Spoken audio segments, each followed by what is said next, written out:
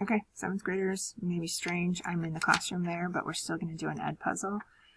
I kind of did an experiment last week on the ed puzzle for you and had you finish reading page 81. And I thought, okay, if you're understanding the story, reading it on your own, you'd be able to answer that last question. And it seems like maybe there's still some comprehension struggles going on. So we're going to continue to read it this way. A couple of things before we get started. Thanks for spelling things correctly. If it's spelled incorrectly, it's wrong. Other thing is capitalization. Capitalize proper names. Capitalize I. When you are texting your friends or whoever you're texting, I don't care what you do for capitalization, punctuation, spelling. But when we're in the classroom and you're doing assignments, it's a little more formal. Correct spelling, especially when you can look back in the book and see how to spell someone's name. And capitalization. Capitalize proper names, capitalize I.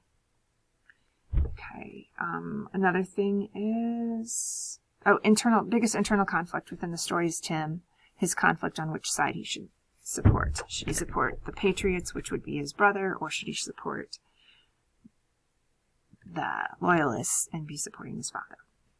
So we're going to get started on page 82. What happened in this story, or what was just happening in the story, is Tim had told his dad he's going fishing, but instead went to Mr. Heron's house, got that business letter, and was taking it to Fairfield. On the way to Fairfield, he ran into Betsy, and he was having a conversation with her, and she was talking about Mr. Heron and how Sam was around, and Mr. Heron knew that Sam was around still.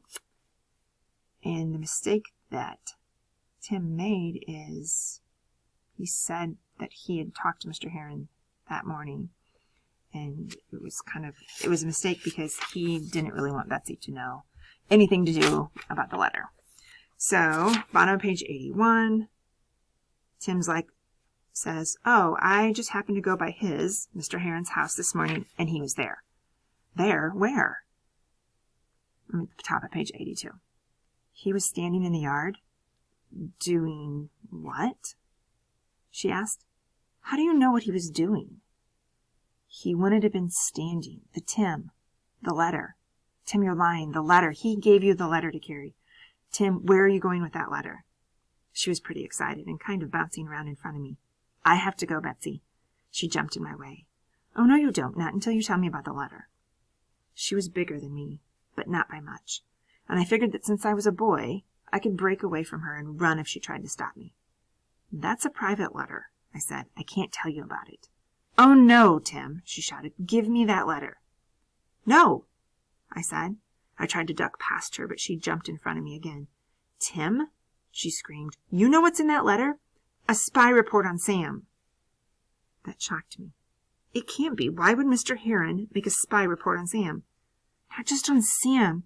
Can't you see? He found out about Sam and the commissary officer buying beef. And now he's sending letters to the lobsterbacks so they'll know where to find them and kill them and steal the cows. Give me that letter. She snatched at my shirt, but I ducked back. Don't, Betsy. It's Mr. Heron's. Tim, you're going to get Sam killed. They'll set up an ambush for them and kill them all. No, I said. It's true, Tim. Figure it out. You can't deliver that letter. I have to, I said. She stood in front of me, kind of begging. Tim, let's open it and see. If there's nothing important in it, then you can deliver it. I can't break the seal, Betsy. It's Mr. Heron's letter. I could be put in jail for that.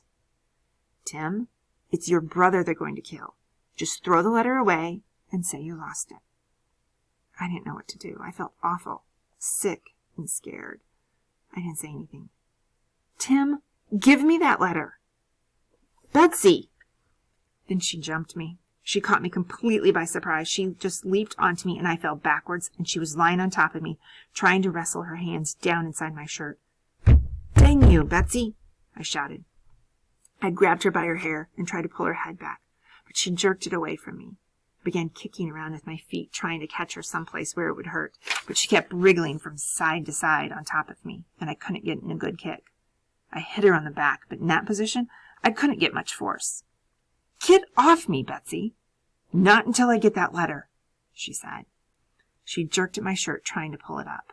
I grabbed at her hands and twisted my body underneath her to turn over so I would be on top. But she pushed her whole weight down on me, grunting. So I slammed her as hard as I could on the side of her head. "You little—" she shouted. She let go of my shirt with one hand and slapped me as hard as she could across my face. My nose went numb and my eyes stung and tears began to come. "Dang you!" I shouted. I let go of her hand where she was clutching my shirt and grabbed her by the shoulders, trying to push her off me. She jerked my shirt up, grabbed the letter, and jumped to her feet. Without rising, I kicked out with my feet at her ankles. I got in a good one. She stumbled, but she didn't fall.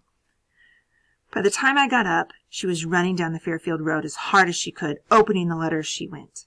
I started to run after her, and then she flung the letter over her shoulder onto the road and disappeared out of sight, around the next bend. I ran up to the letter and picked it up. It was rumpled and dirty. All it said was, "If this message is received, we will know that the messenger is reliable." Yikes. Okay, chapter 7. The summer of 1776 came and went. I tried to keep away from Mr. Heron. If I saw him coming into the tavern, I'd go out to clean the barn, or down to the woodlot to do some chopping.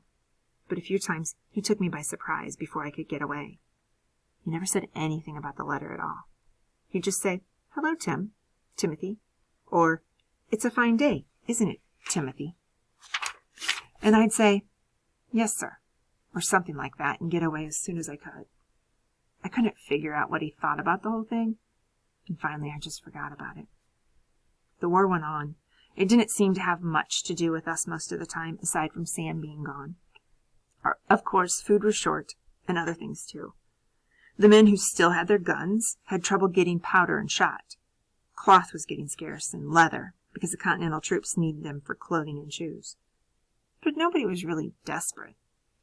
Sometimes we'd be reminded of the war when militiamen marched through, or we might see a soldier who had been wounded or whose enlistment was up walking back to his home. But mostly, the war just stayed away from us. Twice, we got letters from Sam. Or rather, Mother did. One came in August of that year, and another one in September. The first one told about the fighting in New York. The rebel troops had been beaten there, and the British had taken over the city. But the way Sam wrote about it, he made it seem like a glorious victory for the rebels. He said that his regiment had made a magnificent retreat, and that the British were lucky they got out of it alive. But it sounded the other way around to me. The second letter didn't tell so much, except that they were encamped someplace in New Jersey, and probably would stay there for the winter. He was living a hard life. A lot of times they were on very short rations, eating just hardtack and water day after day. They didn't have proper clothing either. Some of the men had no shoes and went barefoot. In cold weather, they wrapped cloth around their feet to keep from freezing. I guess there wasn't much glory in it a lot of the time, but Sam said that their spirits were high. Mother and Father had a fight over the letters. When the first one came, Mother decided to answer it. Father said no, she shouldn't encourage Sam in his reconnaissance. Mother argued with him, but he wouldn't give in. Let Sam feel our disapproval until he comes to his senses. But then when the second letter came, she said she was going to write an answer regardless. They had an argument about it when I was supposed to be asleep. I kept hoping Mother would win. It made me sad to think of Sam writing letters and nobody writing back. Well, I guess Betsy Reed would write back. But Father didn't feel that way. That boy has to learn a lesson. He's far too headstrong. He isn't a boy anymore, Mother said. He's 16 years old. That's a boy, Susanna. He's 17, Life. How old were you when you left home? That was different, he growled. There were 8 of us, remember? Too many mouths to feed as it was. Still, you went off at 16, Life. Sam's too headstrong. And you're not? I'm his father. I don't have to be questioned on my behavior. Mother laughed. You hate having anyone tell you what to do, yet you expect Sam to let you order him around. I'm going to write to him, Life. He must surely be worried that we're all right. I don't want you to do it, Susanna. I know you don't, Life, but I'm going to do it anyway. I heard Father make a grunting sound, and then the door banged, and he stomped off to the barn. In the dark, I clapped my hands. I was glad Sam was going to get a letter. But by the fall of 1776, I didn't have much time for pondering over Sam or Mr. Heron. Father was planning to make his usual trip to Verplank's Point, and this year, for the first time, I was going with him. It was pretty nearly 40 miles. I'd never been on so long a trip in my life. Sam used to go to help Father, and after Sam went off to college, Father got Tom Morups to go with him.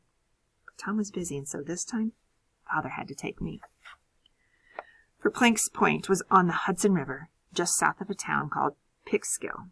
Boats from New York City and Albany stopped there for trading. The idea of our trip was to drive cattle to Verplank's Point, where we could sell them, and then use the money to buy supplies we needed for the tavern and the store. Rum, cloth, pots and pans, needles and thread, and all sorts of things. The traders brought these things up the river from New York and sold them to merchants at towns along the way, like Verplank's Point. And of course the merchants there wanted cattle to ship down to New York, where there was a need for beef. In October, Father began gathering cattle. Some he got from farmers who paid their bills to him with cattle every year. Some he just bought, knowing he could sell them at a profit. It would take us 3 days to drive the cattle over, and 3 days to come back. On horseback, you could ride it in a day, but we'd have not only the cattle, but the wagon drawn by oxen with us. Going over, we'd have a few pigs in the wagon. Coming back, we'd carry the things we bought in it. On the way, we'd stop at places where Father knew people. One night, we'd spend with those cousins of mine I'd never met. Father always stopped at the same places. They expected him every year. It was a good chance to catch up on family news. The trip was planned for the end of November. It was best to go as late in the year as you could, because the closer to winter it was, the scarcer beef was, and the higher the price you could get.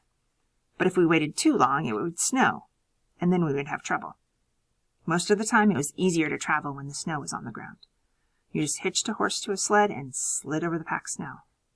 But it was hard to drive cattle on the snow, and it was hard to pasture them along the way, too. So about the beginning of November, Father began keeping a sharp eye out on the weather. He'd consult some almanacs, which usually disagreed, and he'd ask certain farmers who were supposed to be good judges of weather when they thought the snow would come. But the weather judges didn't agree any more than the almanacs did. So in the end, Father would go out and frown at the sky a dozen times a day, and then make a guess. The truth is that Father didn't really want to take me. "I don't think you're big enough yet to handle the wagon," he told me. "I know how to handle the wagon, Father. I've done it lots of times." "Around here, yes, but not with 30 cows to look after as well. Besides, the woods are full of those cowboys over there. They claim they're patriots gathering beef for the troops. But really, they're nothing more than thieves. And we don't have a gun anymore." Father was right about the thieves who people called cowboys. We'd heard all kinds of stories from travelers about them. All of that part of Westchester County, from the Connecticut border over to the Hudson River, had gotten to be a kind of no-man's land, with roving bands wandering around plundering people on the excuse that they were part of the war. "I'm pretty brave, Father," I said. He shook his head. "I don't like taking you, Tim, but I have no choice. There's nobody else to do it." I was glad there was nobody else to do it. It was pretty boring hanging around the tavern day after day, making fires and chopping wood and cleaning up and looking after the chickens and old Prue and the pigs. There would be a lot of exciting things in the trip. Meeting my cousins and seeing the Hudson River, which they said was a mile wide, and watching the boats sail up and down it. Besides, it would get me out of school for a couple of days. So Father collected cattle and watched the weather, and on the 20th of November, he came in from his weather look, saying, "It's cloudy and getting chilly. I think we'd better start off in a day or two." It was a good guess. When we started out 2 days later, there was a half-inch of snow on the ground, which had fallen during the night. The sun came up later on and melted it, making the roads muddy, especially after the cattle had churned it up. I walked alongside the wagon, guiding the oxen and keeping them moving when they slowed down. We had 4 hogs in the cart with their feet tied together. They were always trying to get loose, and I had to make sure they didn't get loose. Father rode our horse Gray along behind the cattle to keep them moving. We went pretty slowly. There wasn't much to do except to look around at the hills and fields.